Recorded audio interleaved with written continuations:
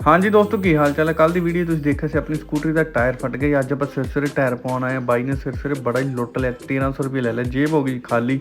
मैं कहा कई दिनों तो जेबां ही खाली करी नहीं, जाके जेबां भर भी लिया, मुंडे लाने भर रहे तो मैं 1300 तो वट ही लाऊंगा। उस तो बाद गड्डी का टायर पैंचर सी, मैं चल अजेंदा भी कट्टा कट्टी कढ़ ही दईए। गड्डी का टायर बदलवान आ गए बाई को। बाई थोड़े मुक्के च मार के कहना तुसीं 2 मिनट कितने जा कहना जाओ मैंने टायर बदलना। मैं कहा ना बाई मैं तो कोल खड़ के देखूँ कि बदलते हो तुसीं। फिर आए ने ਆਪਾਂ वर्कशॉप ਤੇ ਮੈਂ ਇਹਨਾਂ ਨੂੰ ਮੈਂ ਕਿਹਾ ਸਾਫ਼ ਸਫਾਈ ਕਰ ਦਿਓ। ਰੋਜ਼ ਹੀ ਇਕੱਲੇ ਕੁੱਤਾ ਵੜ ਜਾਂਦਾ, ਉਹਨੂੰ ਬੰਦ ਕਰ ਦਿੰਦੇ ਅੰਦਰ। ਤੁਸੀਂ ਸਾਫ਼ ਸਫਾਈ ਕਰਕੇ ਦੇਖੋ ਕਮਰਾ ਕਿੰਨਾ ਸੋਹਣਾ ਲੱਗਣ ਲੱਗ ਗਿਆ। ਕੁੱਤੇ ਵਾਲੀ ਸਟੋਰੀ ਤੁਹਾਨੂੰ ਫੇਰ ਦੱਸਾਂਗੇ। ਉਸ ਤੋਂ ਬਾਅਦ ਆਪਾਂ ਗੱਡੀ ਦਾ ਕੂਲੈਂਟ ਪੰਪ ਲੀਕ ਸੀ, ਮੈਂ ਕਿਹਾ ਅੱਜ ਇਹਨੂੰ ਬਦਲਾ ਦਈਏ। ਸਾਰੇ ਟੁੱਟੇ ਭੱਜੇ ਕੰਮ ਜਿੰਨੇ ਵੀ ਪੈਸੇ ਖਰਚ ਤੋਂ ਬਹੁਤ ਆਏ ਸੀ ਪੈਸੇ। ਸਾਡੇ ਕੋਲ ਲੋਟਰੀ ਲੱਗੀ ਸੀ, ਮਦਨ ਲਾਟਰੀ ਵਾਲੇ ਤੋਂ ਲਿੱਤੀ ਸੀ। ਆ ਥੱਲੇ ਵੜ ਕੇ ਬਾਈ ਤੇਲ ਜਾਂ ਕੱਢਣ ਲੱਗ ਜਾਂਦਾ, ਉੱਤੋਂ ਇੰਨੇ ਮੀਂਹ ਪਈ ਜਾਂਦੇ। ਮੈਂ ਕਿਹਾ ਕੱਢੀ ਚੱਲ ਤੇਲ, ਅਸੀਂ ਬੈਠੇ ਹਾਂ। ਉਸ ਤੋਂ ਬਾਅਦ ਪੰਪ ਜਿਹਾ ਲਿਆਂਦਾ, ਬੜਾ ਮਹਿੰਗਾ ਆਇਆ। ਖਰਾਬ ਹੋ ਗਿਆ। ਕੀ ਹੋ ਗਿਆ?